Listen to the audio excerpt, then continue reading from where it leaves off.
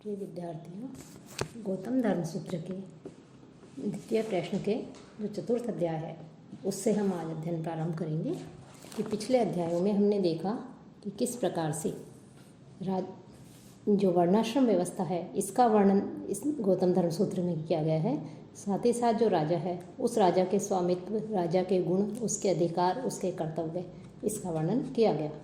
तो राजा के कर्तव्यों के साथ ही उसका एक प्रमुख जो राजा का कर्म है वो बताया है। प्रमुख कार्य कि निष्पक्ष न्याय करना एवं अपराधी को दंड देना राजा का प्रमुख कार्य माना गया था, क्योंकि राजा को न्याय का स्रोत माना जाता था। बहुत से विद्वानों ने कहा है कि दिन का जो दूसरा भाग होता है, अर्थात दिन को 8 भागों में बांटा गया था और दिन के दूसरे भाग को जो न्याय कार्यों के लिए राजा को रखना चाहिए, अर्थात जो झगड़े आदि निपटारा करने के लिए नगर वासियों के बीच, ग्राम वासियों के बीच जो झगड़े होते हैं, जो विवाद होता है, उनको सुलझाने के लिए, उनका न्याय करने के लिए राजा को कार्य करना चाहिए। तो राजा को इस प्रकार से न्याय शासन जो है वो राजा का एक तरह से व्यक्तिगत कार्य माना जाता था। प्रजा रक्षण राजा का सर्वोच्च कर्तव्य है। यह कर्तव्य बिना अपराधियों को दंडित किए पूर्ण नहीं हो सकता। अतः राजा को व्यवहार दर्शन अर्थात उचित न्याय जो है करना चाहिए। व्यवहार दर्शन इसे विवाद के भी कहा गया है। तो राजा को उचित न्याय जो है करना चाहिए। क्या व्यवहार जो है, व्यवहार किसे कहा गया है? व्यवहार शब्द सूत्रों एवं स्मृतियों में अनेक स्थानों पर प्रयुक्त हुआ है। इसका एक अर्थ तो लिया जाता है लेन देन, एक अर्थ इसका लिया जाता है झगड़ा या मुकदमा। इसका संकेत हमें बहुत से शास्त्रों में, धर्म सूत्रों में, धर्म ग्रंथों में मिलता है। साथ ही साथ किसी विषय को तय करने का साधन भी व्यवहार शब्द के अंतर्गत उसका अर्थ लिया गया है। और लेन देन के संबंध में जो संबंधित न्याय प्रक्रिया होती है, कोई विवाद होता है तो उसको भी जो है व्यवहार में लिया जाता है। तो व्यवहार जो है, इस व्यवहार के यदि हम व्युत्पत्ति की दृष्टि से देखें तो भी उपसर्ग पूर्वक और जो भी उपसर्ग है इसका प्रयोग किया जाता है बहुत के अर्थ में, और अव का अर्थ है संदेह के अर्थ में, तथा हार का अर्थ हटाने के अर्थ में प्रयुक्त होता है। और जो व्यवहार है, इसलिए इसका व्यवहार नाम इसलिए पड़ा क्योंकि ये जो बहुत से संदेह हैं, बहुत से जो संदेह होते हैं, संशय होते हैं, उनको दूर करता है, इसलिए इसे व्यवहार कहा जाता है। तो संदेहों को दूर करने वाला, संशयों को दूर करने वाला जो व्यवहार कहलाता है। और यह परिभाषा जो न्याय शासन है उसको बहुत अधिक महत्व देती है, बहुत ऊंचा पद देती है। व्यवहार पद का एक वो जो अर्थ है झगड़ा, विवाद या मुकदमा जो है उसका विषय।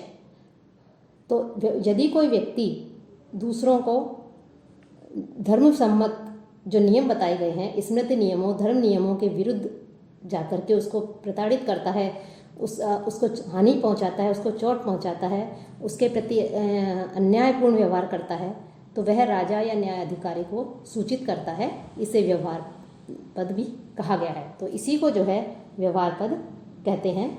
कि बहुत जो प्राचीन काल है, प्राचीन काल से ही व्यवहार के विषय में जो है चिंतन होता रहा है। इसके ऊपर जो है धर्मशास्त्रकारों ने, स्मृतिकारों ने जो है वर्णन करते रहे हैं। तो जब व्यवहार था विवाद, तो विवाद जब राजा के सम्मुख उपस्थित होता है तो उन विवादों का निर्णय करने के लिए प्रमाण की भी आवश्यकता होती है। कि राजा के सम्मुख जो विवाद के लिए कोई विषय आता है तो उसके लिए जो है कोई प्रमाण भी चाहिए, जिन प्रमाणों के आधार पर राजा जो है निर्णय कर सके। प्रमाण 3 प्रकार के बताए गए हैं: लिखित, भुक्ति और साक्षी। यदि विवाद में दोनों ओर के साक्षी आए हों तो पहले अपना पूर्व काल में अधिकार कराने वाले साक्षी की बात सुने। तो इस प्रकार से 3 प्रकार के प्रमाण बताए गए हैं: लिखित, भुक्ति और साक्षी। साक्षी शब्द का प्रयोग जो है श्वेताश्वतर और उपनिषद में भी किया गया है, जहाँ यह संपूर्ण जो विश्व है उसके एकमात्र दृष्टा के लिए प्रयुक्त हुआ है। पाणिनि ने साक्षी शब्द का अर्थ किया है कि वह जिसने साक्षात देखा है। अन्य गौतम धर्म सूत्रकार जो हैं उनका कहना है, नारद का कहना है, कौटिल्य का कहना है कि जब 2 व्यक्ति विवाद करते हैं और जब संदेह या कोई विरोध उपस्थित होता है तब सत्य का उद्घाटन करने के लिए साक्षियों की आवश्यकता होती है, कि सत्य को सामने लाना साक्षियों के द्वारा ही संभव है। तो साक्षी अर्थात गवाह, तो साक्षी तो वही साक्ष्य उचित होता है जो ऐसे व्यक्ति के द्वारा गवाही दी जाए या साक्ष्य दिया जाए जिसने या तो देखा या सुना हो, या विवाद या जो मामले में जिसने अनुभव प्राप्त किया हो। इसका तात्पर्य यह है कि साक्षी साक्षात किया हुआ या समक्ष वाला होना चाहिए, न कि सुना सुनाया। तो इस प्रकार से साक्षी के लिए कहा गया है कि विवाद के विषय में साक्षी को रख करके साक्षी के आधार को जो है आकर के अपनी गवाही देता है, और उसके आधार पर भी जो है राजा निर्णय देता है। तो इस चतुर्थ अध्याय में साक्षियों की सहायता से निर्णय करने के लिए कहा गया है राजा को।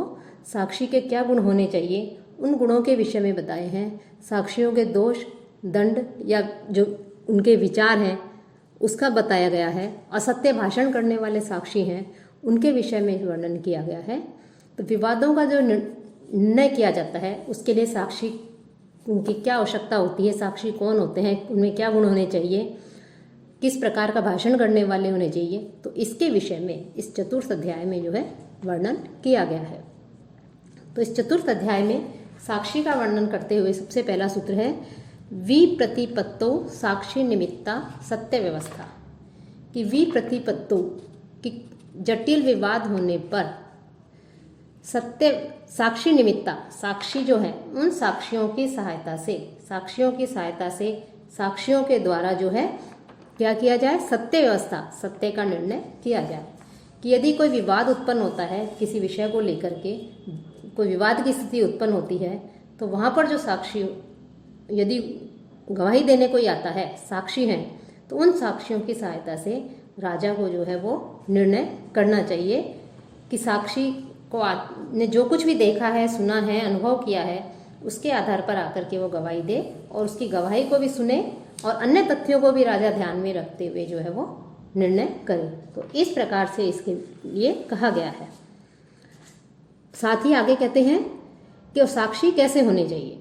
अब ये तो कह रहे हैं कि साक्षियों के आधार पर जो है निर्णय करना चाहिए, तो साक्षी के गुण कैसे होने चाहिए, उनके लिए कह रहे हैं बहवः स्यु अनिंदिता स्वकर्मसु प्रत्ययिका राज्ञां निष्पृत्यन अभितापः अन्यतरस अस्मिन्, कि कैसा होना चाहिए कि अपने कर्म में स्वकर्मसु, अपने कर्म में प्रतिष्ठित होना चाहिए।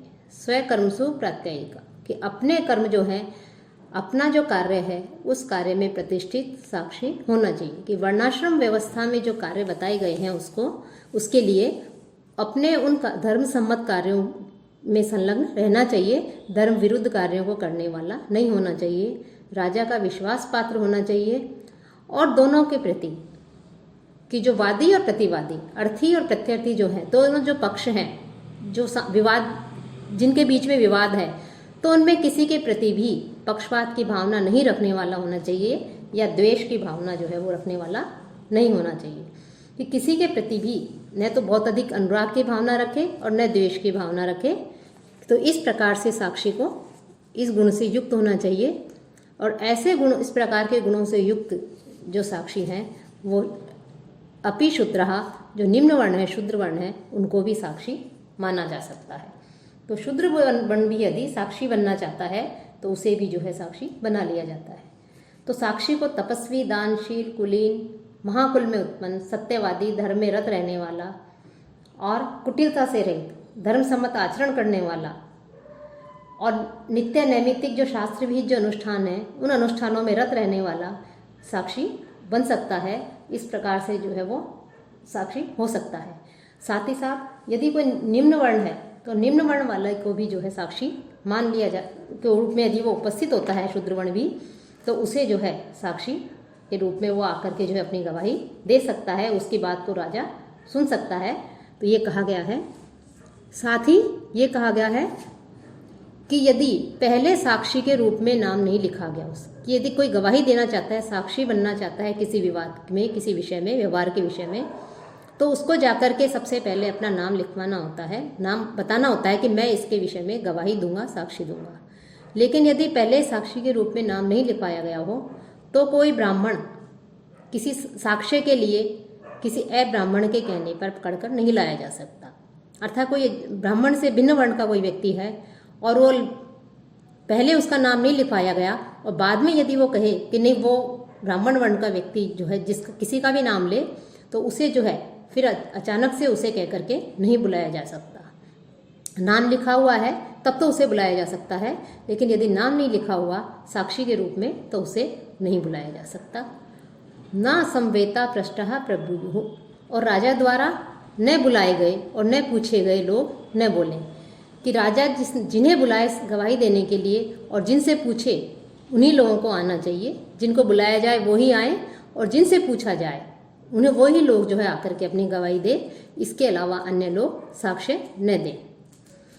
वचने अन्यथा वचने च दोषिणः स्युः, और बुलाए जाने पर राजा गवाही देने के लिए किसी को बुलाता है और वो जानते हुए भी कुछ नहीं बोलते, और कुछ साक्षी ऐसे होते हैं कि जो अन्यथा बोलते हैं, व्यर्थ में बोलते हैं, जिसका कोई उससे तात्पर्य नहीं रहता, अर्थ नहीं रहता उस विवाद से संबंधित, तो वो दोनों जो है उनको साक्षी नहीं माना जा सकता है, वो दोषी होते हैं। और राजा चाहे तो ऐसे दोषी साक्षियों को दंड भी दे सकता है।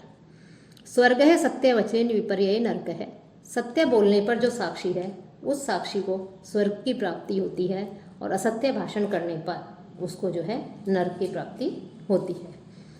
साथ ही साथ जिनके नाम साक्ष्य के लिए नहीं लिखे गए हों, नहीं कहा गया हो कि ये साक्षी है, ये गवाही बने हैं, वो भी उन्हें भी यदि राजा बुलाए कि यदि वो उस समय थे और वो गवाही दे सकते हैं तो उन्हें राजा बुला सकता है।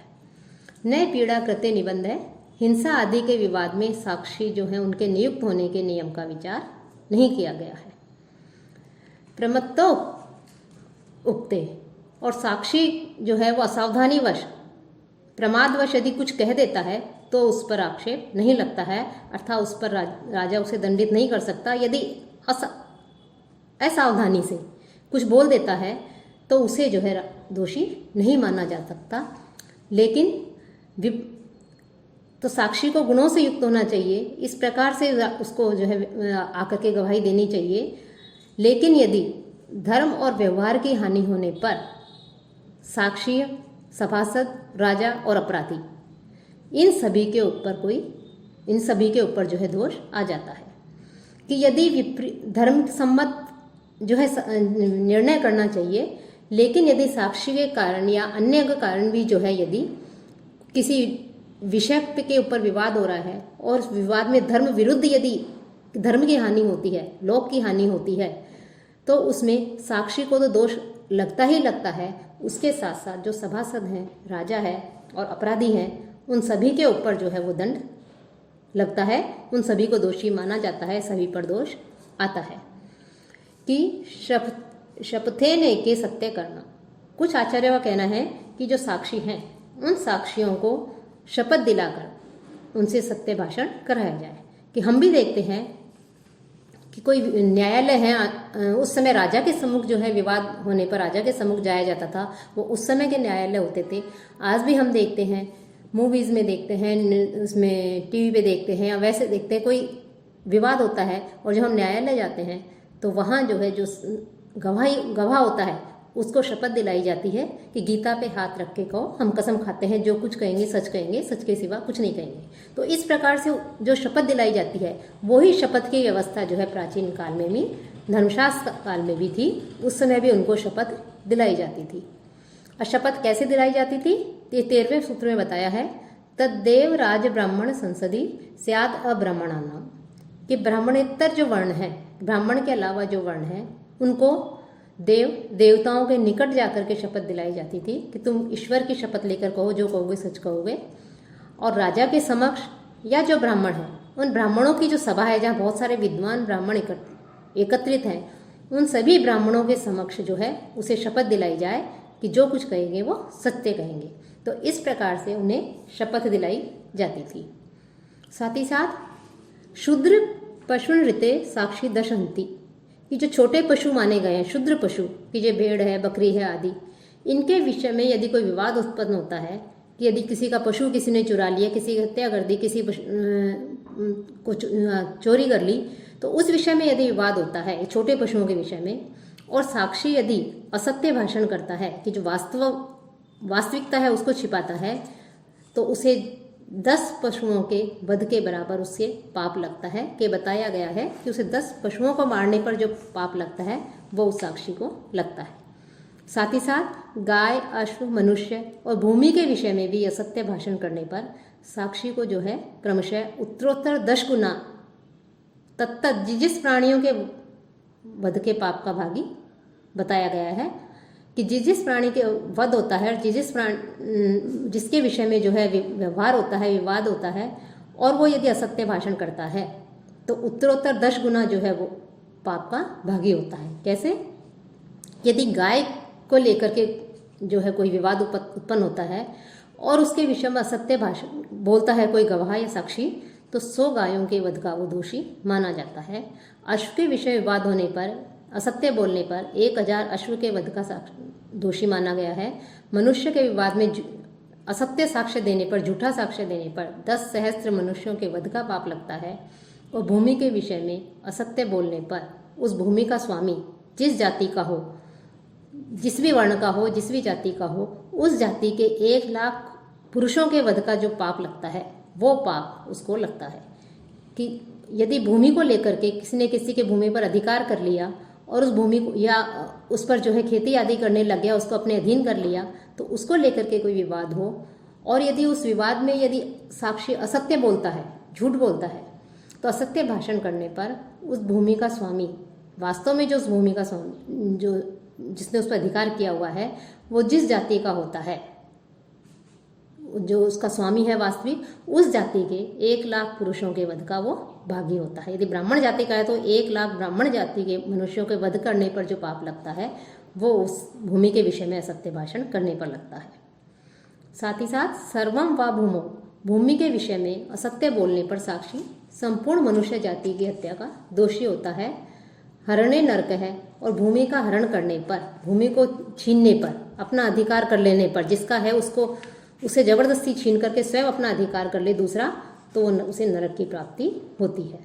भूमिवत अपसु, और जल के विषय में भी यदि कोई असत्य भाषण करता है साक्षी, तो उसको भूमि विषयक जो दोष लगता है 1 लाख पुरुषों के वध का के पाप का, जिसके की भूमि है, उसी प्रकार से वो भी दोषी होता है जल के विषय में भी।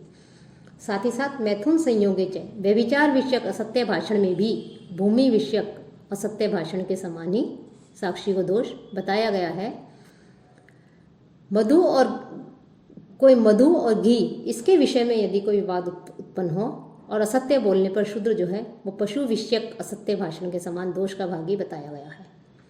साथ ही साथ वस्त्र, स्वर्णाभूषण, धान्य आदि, वेद विद्या आदि के बारे में असत्य बोलने पर गो विषयक जो दोष लगता है असत्य भाषण करने पर, वो ही दोष साक्षी को लगता है। और किसी यान के विषय में बोलने पर अश्व के विषयक असत्य भाषण के समान दोष लगता है। तो इस प्रकार से जो है 1000, जैसे एक यान, किसी यान के विषय में झूठ बोले तो 1000 अश्व के वध का जो पाप लगता है वो ही असत्य भाषण करने पर यान के विषय में पाप का भागी होता है, दोष लगता है। मिथ्या वचने याप्यो दंडश्च साक्षी, और साक्षी का असत्य भाषण यदि प्रकट हो जाता है कि उसने झूठ बोला है, तो इसके विषय में राजा को अधिकार दिया गया है कि राजा उसे निर्वासित करे, उसे राज्य से बाहर निकाल दे और उसे दंडित भी करे।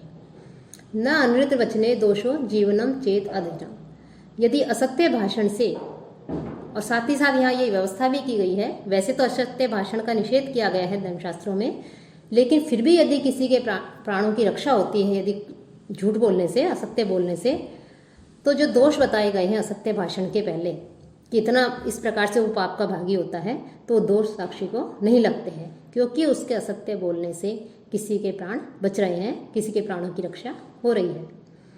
नैतु पापी यशो जीवनम, किंतु किसी पापी का जीवन यदि असत्य भाषण पर ही आश्रित हो, अर्थात वो केवल हमेशा झूठ बोलता हो, असत्य भाषण करता हो, हमेशा झूठ बोलता रहता हो, तो ऐसा व्यक्ति दोषहीन नहीं होता, अर्थात उसे तो दोष अवश्य लगता है। राजा प्राग विवाको ब्राह्मणों व शास्त्रविद, राजा स्वयं ही जो है, ये कहा गया है कि राजा स्वयं ही न्याय करे, अर्थात साक्षियों को उपस्थित करे, गवाहों के आधार पर, राजा तर्क के आधार पर स्वयं निर्णय करे, अथवा यदि राजा है, उसे बहुत से राजकीय कार्यों में व्यस्त रहना पड़ता है, तो यदि राजा के लिए संभव नहीं हो तो वो कोई शास्त्रज्ञ, शास्त्रों में निपुण जो ब्राह्मण हो, उसको जो है न्यायाधीश के रूप में, न्यायाधिकारी के रूप में, न्यायकर्ता के रूप में राजा उसे नियुक्त कर सकता है। कि वैसे तो राजा को ही न्याय करना चाहिए, लेकिन यदि राजा स्वयं न्याय करने में असमर्थ हो तो जो है राजा किसी अन्य व्यक्ति को, शास्त्रों को जानने वाले को, उस जो कि शास्त्र सम्मत, धर्म सम्मत जो है निर्णय दे सकता है, ऐसे ब्राह्मण को राजा न्यायकर्ता बनाए, न्यायाधीश के रूप में रख सकता है।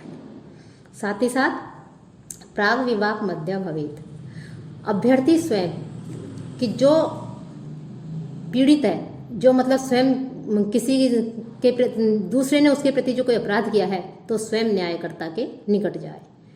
और संवत्सरम प्रतिक्षेत अप्रतिभाय, कि अभियुक्त या साक्षी के उत्तर न देने पर 1 वर्ष तक उनके उत्तर की प्रतीक्षा करनी चाहिए। कि कई बार ऐसे विवाद उपस्थित हो जाते हैं कि जिन पर तुरंत निर्णय या तुरंत जो है साक्षी उत्तर नहीं दे सकता है, तो ऐसे अवसर पर कहा गया है कि यदि कोई विवाद उत्पन्न हो और उनसे कुछ पूछा जाए, तो अभियुक्त या जो साक्षी है, गवाह है, वो यदि उस विषय में उस समय कोई उत्तर नहीं दे रहे हैं, तो 1 वर्ष तक उनके उत्तर की प्रतीक्षा करनी चाहिए कि ये जो है उत्तर दे दें। और 1 वर्ष के पश्चात यदि वो उत्तर देते हैं, तो उस उत्तर के अनुरूप ही जो है फिर राजा को जो है अपने तर्क के आधार पर, गवाहों के आधार पर उस उन विवादों का निर्णय करना चाहिए।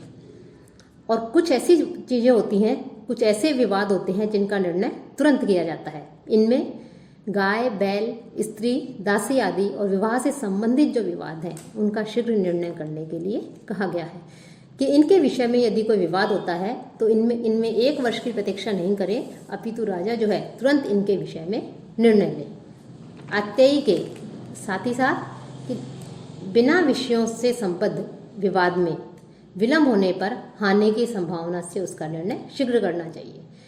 कोई विषय है, उन विषयों से संबंधित कोई विवाद उत्पन्न हो जाता है और हम ये जानते हैं कि इनका निर्णय करने में यदि हम देरी करेंगे, उनका निर्णय करने में यदि राजा ये जाने कि इनका निर्णय तुरंत करना चाहिए, क्योंकि यदि इनमें का थोड़ा विलंब कर दिया तो और अधिक हानि हो सकती है, तो उस समय राजा को जो है ऐसे विषयों का तुरंत जो है निर्णय करना चाहिए। गवाहों के आधार पर, अपनी तर्क बुद्धि के आधार पर जो है तुरंत निर्णय करना चाहिए।